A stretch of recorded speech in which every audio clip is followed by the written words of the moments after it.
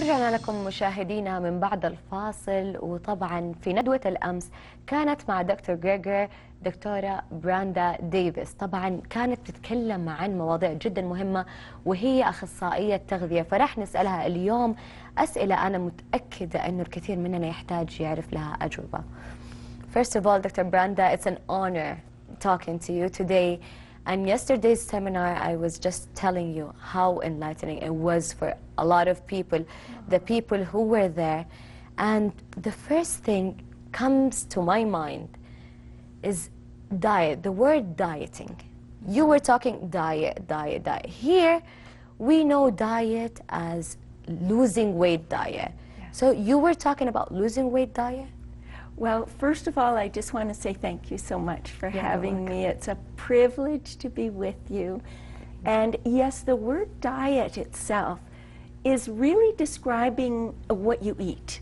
So if we talk about dietary patterns around the world, for example, some people eat more meat-based diet or what we call omnivorous diets.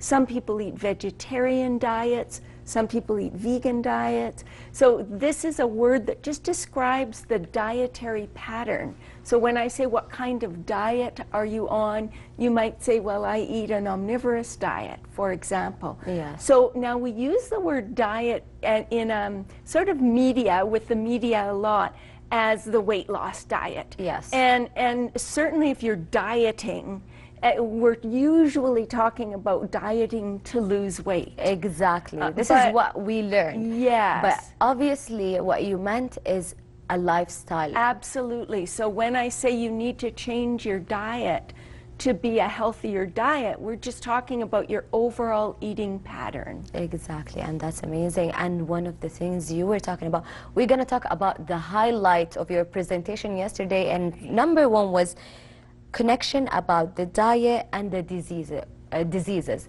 So Yes. I would like to know more, so a lot of people need to know the things we heard yesterday, the statistics you were talking about, enormous numbers. Yes, well, for example, in Saudi Arabia, it's about the same as in the United States. About 70% of the people here will die of a lifestyle-induced disease, and about 70% of the people are either overweight or obese. That, you know, and basically what that means is that the things that are killing people are in our control. That's so true. We can prevent them. It's a choice. What you put in your mouth is your choice. How you move your body is your choice. And for me, that gives an individual so much power. It's not about, you know, your doctor writing a prescription and That's fixing true. you. It's about you making different decisions for yourself, because you are the captain of this ship. Yes. You know, you make those decisions and nobody can eat for you. That's You true. have to do it. You mentioned the blue zones. It was the happiest people in the world. Blue Yes. zones and Yes. Marshall. So there are, it's very interesting. There are researchers that have looked at the healthiest, longest lived people in the world. Let's so talk they're about the them. healthiest and they're the happiest too. What's really interesting is we've identified 5 blue zones. So these blue zones, not only are people living to be 90 or 100, they have more centenarians, that's people that are 100 years or Yes. more, than anywhere else on the planet. But the really interesting thing is not only are they living these advanced years, but they're actually productive people at those advanced ages. They're still working in their gardens. They're still actually contributing to society in a variety of ways. They're vibrant, they're doing things, and that's what's exciting. Because for so many of us, those last 20 years of life are not necessarily pleasant. They're taking 10 medications a day and feeling sick and dizzy all the time. That's true. And that's not how we want the last years of our lives to look. We want to be as healthy as we can to the very end. Exactly. So important, and that's what the blue zones have achieved.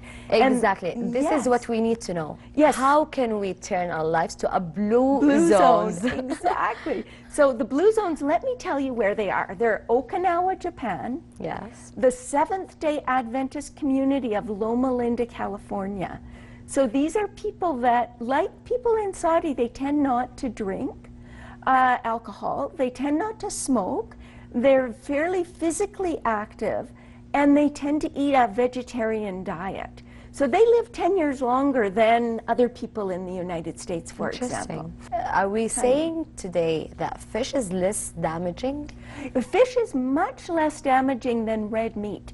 The worst meat anybody could eat is processed red meat. Okay. It's very, it's so deadly that the World Health Organization has declared it a class 1, the worst type of human carcinogen.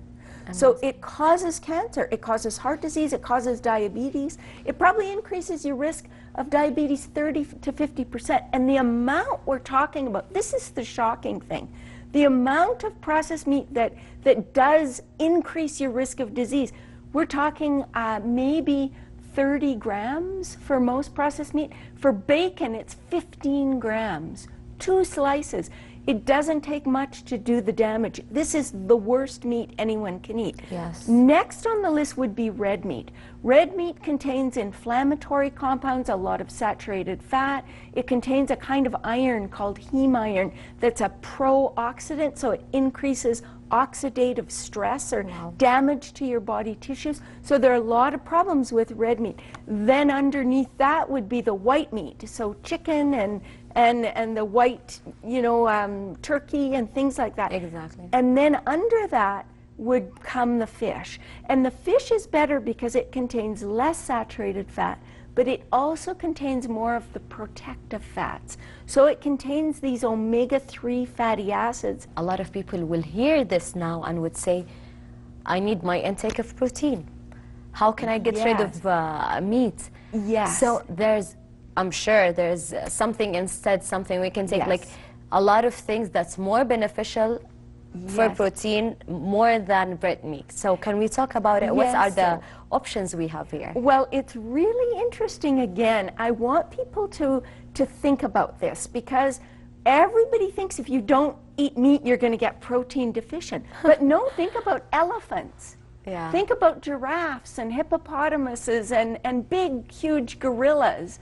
And these are vegetarian. These are vegetarians, and they build huge muscles. The strongest man in the world, in terms of lifting weight, is vegetarian. Is completely vegan. He eats no animal products. He's from Germany.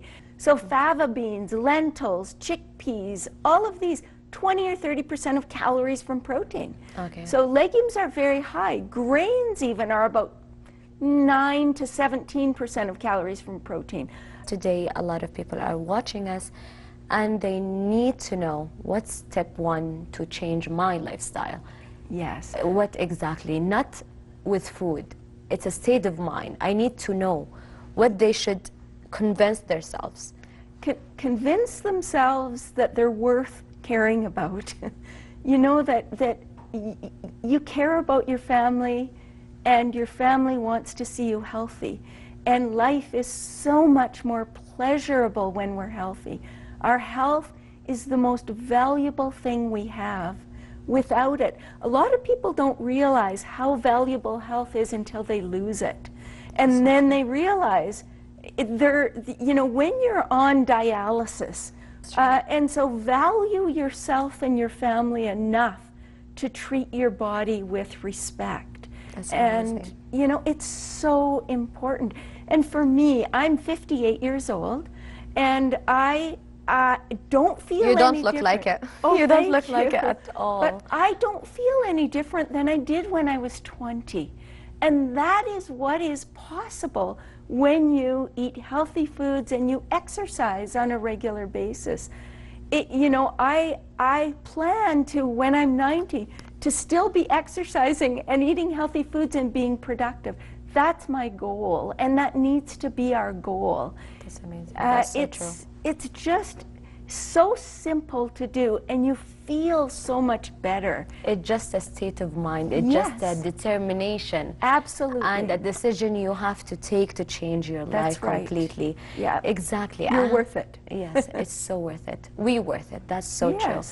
And a lot of things are changing lately. There is more awareness of the things we should do and the things we shouldn't do. Yes. But one of the things that we cannot make a decision is how we want our life to be.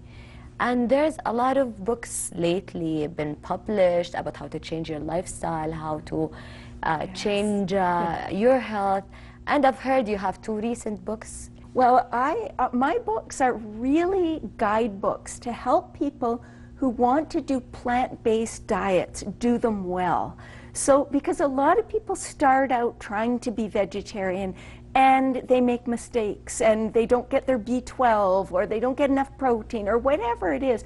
So my books are written to help guide people, even if you're raising a 2-year-old child or whatever it is, at whatever stage in life you're at, that these are the guidebooks for all of it. So how to eat at every stage of lifestyle to maintain optimal health and well-being. In the end of this amazing session with you, Dr. Brenda, a brief message you tell to all the audience, all the people are watching us right now. I just know you can do it. I know that you're worth it, your children are worth it, your family's worth it, and you will not regret it, because the nice thing about lifestyle medicine is that everything you do makes you feel better. Amazing. Whereas with drugs, everything you take makes you feel sicker, you feel dizzy, you feel nauseous, you know, it's hard. Yes, it may help to reduce the rate of progression of your disease, but with diet, you can reverse your disease. And you just, all of the side effects are positive. Amazing. You lose weight, you look better, you feel better, you have more energy. And so that's the good news. It's possible and you can do it. Everything you need to do it is right here inside you. And here.